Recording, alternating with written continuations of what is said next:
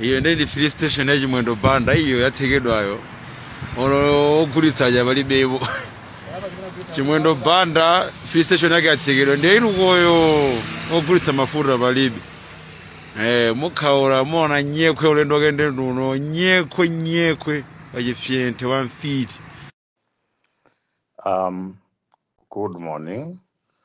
Malawi ndapanga VNE chifukwa cha zimene zikupangika. 1. Nonse amene mwaba or former cabinet ministers kandi police officers kandi PS taziwa konse kumene mwasiya makobiri, taziwa konse kumene mwabisa magalimoto aboma, ena mwapenta mu mchesimo, mapeta mabiwimu, mapeta magraji ena kumchinji, ena mapeta magraji aku Kasungu, ena akudoha, ena makapenta magraji aku Nchishi.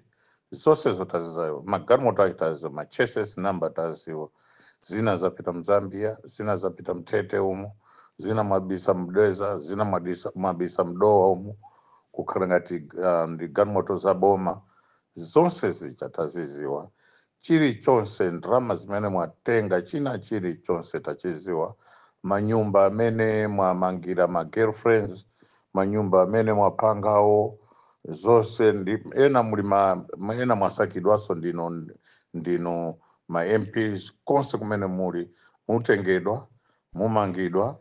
panopo mukhale cheri fatakuziwa china chiri chonse zimene mukupanga, makora anu zimene mwasiyira, china chiri chonse chimene mwachibisa, mwabisaso ndrama zina matoilets ena kenso, kuchaku kasiya uko kwinanso mwabisaso, kumalingunde, kwa Dickson,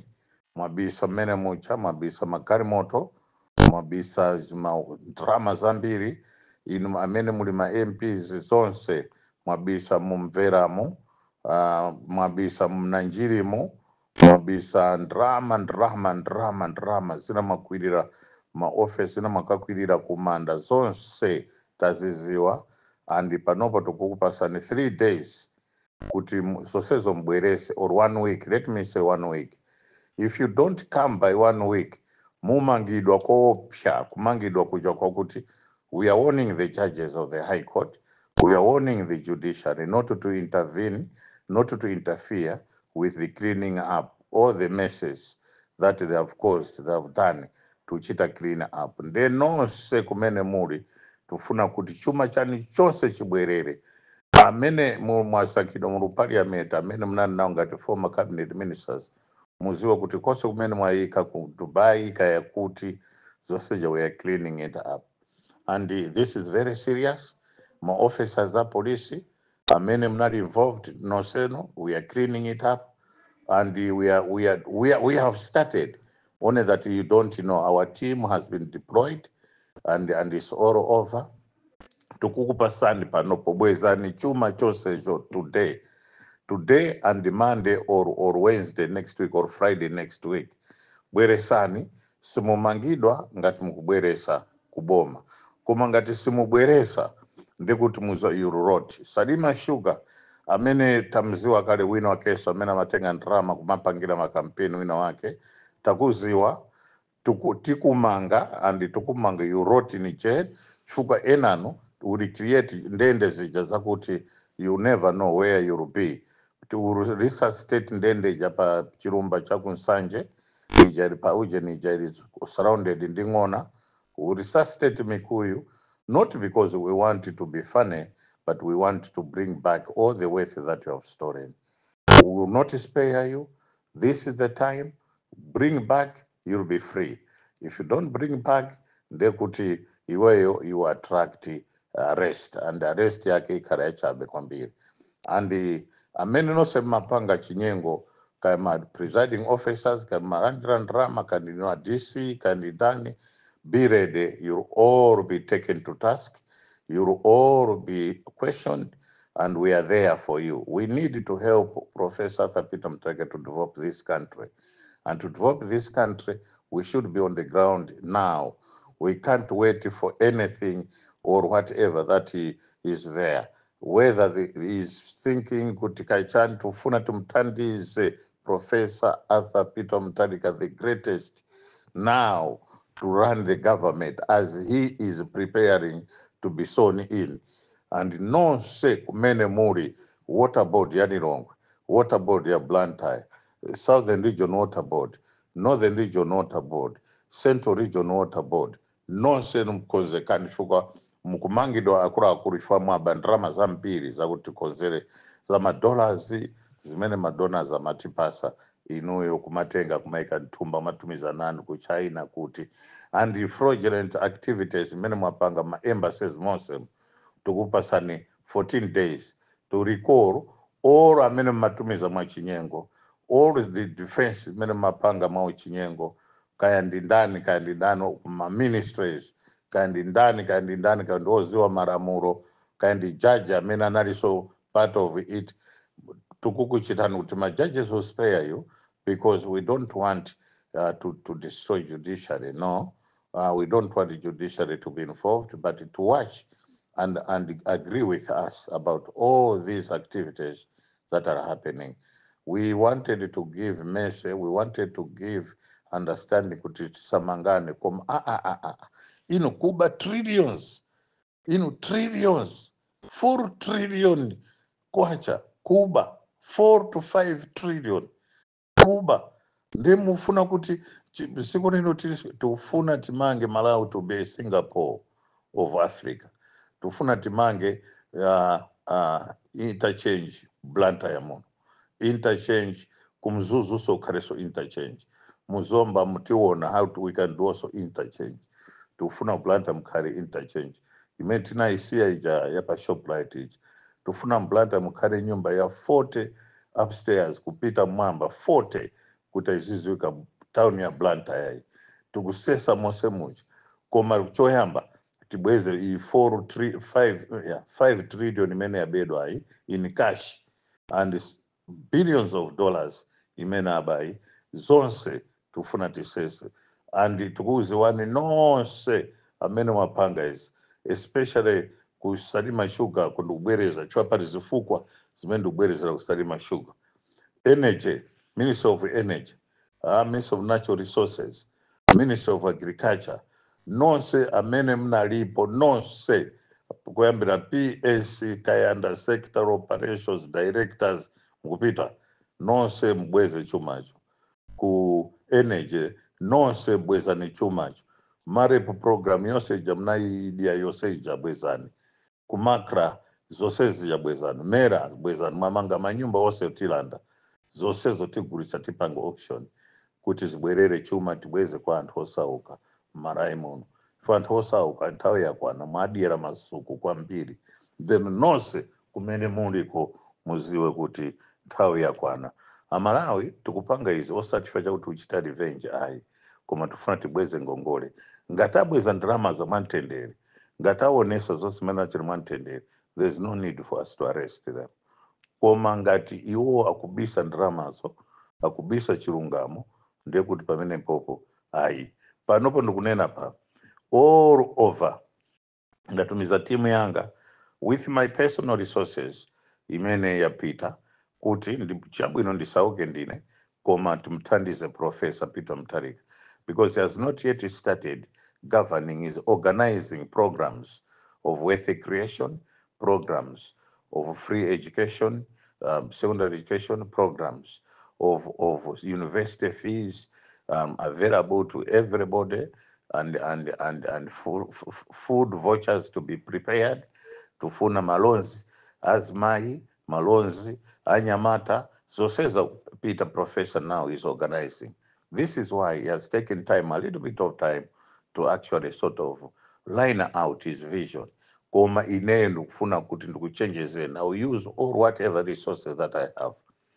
Kuti inuyo tachita diploto kukuziwani kose kumene mwatawira kotaziwa. China chili chose chimene mukupanga cho tachiziwa. And zonse zimene mwaba kuziwani. And amene mukupita ku parliament kukuziwani kulima ministers amene anali ma ministers muliko kumene koko sindichula nambara amene mwaba 5 billion ija mnatenga yopangira msewu rehabilitation ya Karonga kuti mseke ma potholes tujeni imeja mnadia imeja mkonzeke chifukwa mukugwiridwa nonsenu mukupita kundende andi panopo nthawi yakwana kuti mbweze ndalama zonse zimene mnaba zija. We are not, ife situgawa makeke ayi, ife tikufuna chilungamo kuti munthu aliyense mara muno aombere manja kuti ulamuliro uwu unali kuti, andi tikufuna kuti aliyense amene ali involved ini Katangale, aliyense amene anali involved ini Katangale ku Ministry of Lands takuziwani, kuleba kumatumiza anthu azibale anu maiko akunja taziwa zonse zija mtenga resources ya boma kuti mwapasira anthu achitaziwa misewu maperekera machane maperekera Kwale tikuziwa zimene mapanga machita inflate ma prices maperekera makwale magula chani mbasa na maorder ya yoku ya marepu ma 5 billion ma 6 billion ma 7 billion mbweza zosezo up to next week Friday. If you don't do that, you'll be taken and you rot in jail. My judges and judiciary chonde titandizeni inuyo tufuna kuti mukhale ndi professional, nobody will touch you there, koma tufuna kuti mukhale bwino inuyo kuti muone tumene tukuchita clean Malawi, tukuchita clean Malawi sopano osati masewe chachikulu kwambiri muziwa by next week ine ndikuuzani chimene chinapangika uchikangawa, ndikuuzani kuti wakuti anabisa box pakuti linati kwakuti mkuje ku State House kunati chakuti chimene mapanga chakuti zonsezo ndinena next week and ndikuurulani chilichonse chimene mnapanga kwa Chilima amene wosanyamata amene amakhala mu 25 amene amafuna kupha namiwa amene amamenyanza wosaja taziwa and you will see akwasungwe you are our own. We don't want you to be involved in this. Tabweresa nibata nintendele kwa sundwe situkufuna aliyesa mangidwe ino simuziziwa mkufera zaeni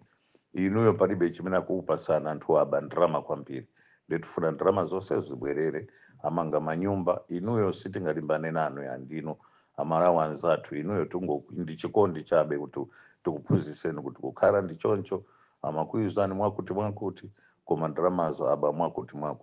musati kare ngati ife kapena ndifa danano ayi ife ndifa nzanu tufuna tiendese ziko lino bwino tufuna kuti munthu ameti zamsira kusokoro a profesa kati ya ine ndapuma akhale munthu amene wopa Yehova wopa Mulungu koma panopo chonde nosa kwa Msundwe nonse Central Region tienda pase support a Professor Arthur Peter Mutharika chifukwa ndiokhawa amene atachite clean Malawi, corruption no more sidusaso apa ya Malawi will have a clean government that will be for all, whether you are northern region, whether in the central region, eastern region, southern region, we are all one. Tufuna uti Malawi akhale Malawi bwino, tufuna Malawi wopa Yehova, tufuna Malawi sati azibusa azilowerera ndali kumanena kuti awasawina koma wandi awina ife ine Mulungu andiuza kuti chani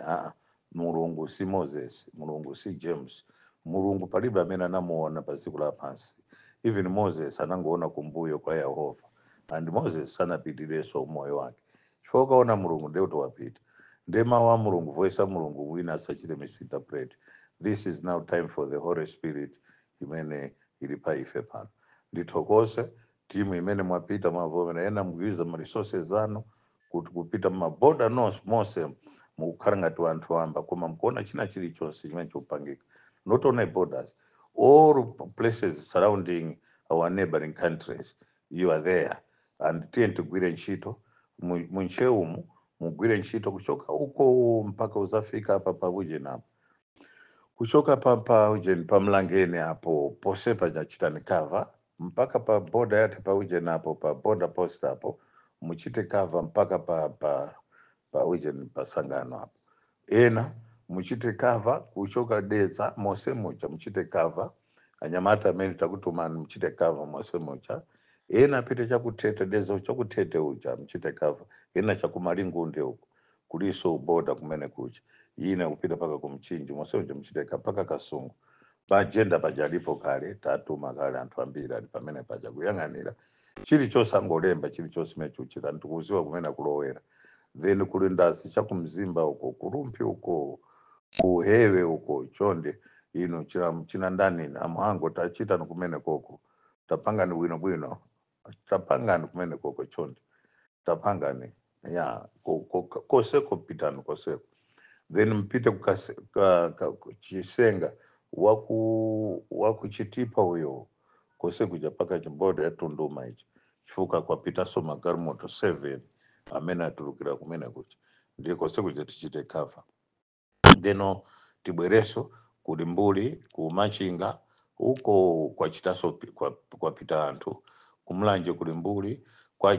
tie chinyama ukucha kwa mbiza uko kwa pitaso anthu muthyolo wapita kucha utekerani uko kuboda kunsanje kose kuja pita